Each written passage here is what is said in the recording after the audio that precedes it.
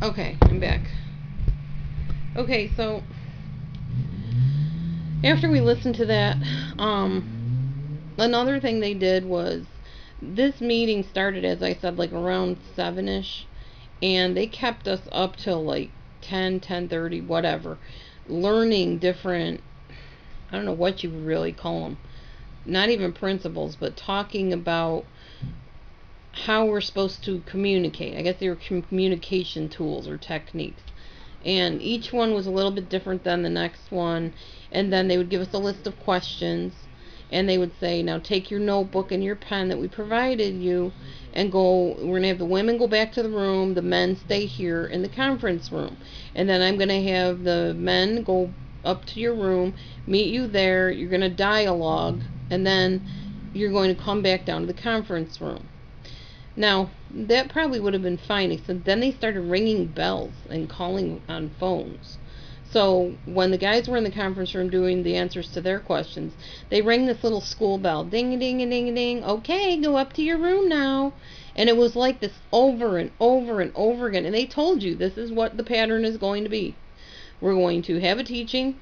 We're going to give the guys and you questions. The guys are going to go up to the room, and you're going to stay down here. You're going to do your question. They're going to do theirs. You're both going to answer it. You're going to go together. You're going to dialogue. Then you're both going to come down here.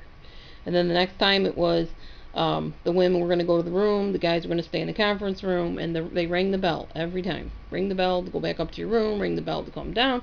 Call you on the phone to bring you down. It was like, it reminded me of like a technique that they use in brainwashing, where they get somebody to react to a bell, almost like Pavlov's experience with his dog. When he rang the bell, the dog would salivate. Yeah, kind of like that. And it felt kind of robotic to me. I really didn't like it very much. So they did that like all night, like into 10:30, whatever, and then gave us stuff to work on. They kept us up well into the night. And the next thing we know, we're being woken up by the phone ringing at 7 a.m. We're going to call you at 7.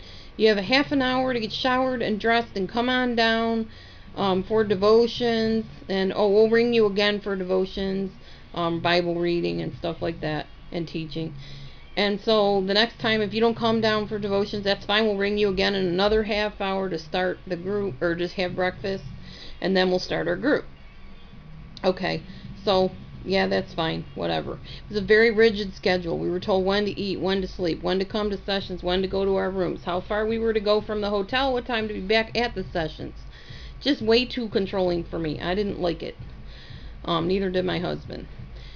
Another thing that happened was, one of the guys that was talking, one of the leader people, said that there was a time he needed to understand his wife, and she didn't know how to get through, or he didn't know how to get through to her, is what it was. He needed to express himself to his wife, and she wasn't grasping what his intenseness of feeling was. So he kept on describing it in similes and metaphors and word pictures, and then he reminded her of a sad time in her life that she could relate to, and she just broke. So they knew they were experiencing the same feeling and had the same exact experience at that very moment, and it was the biggest closeness they've ever had.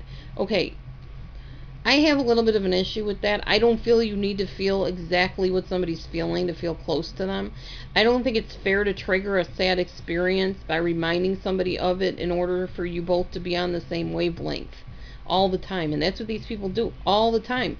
And all these similes and metaphors all the time. Now, if you don't know what a simile or metaphor is, let me explain. It's, I love you so much.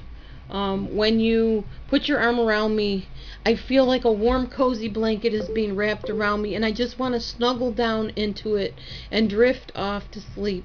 Okay, now, once in a while, it's fine to describe your emotions, but they did it constantly. Every time they mentioned an emotion, they did this word picture stuff to the point where you're like, really? Can you just be real and stop acting like you're out there on some other weird planet or something? It just got very annoying. Anyway, stay tuned and I'll share more.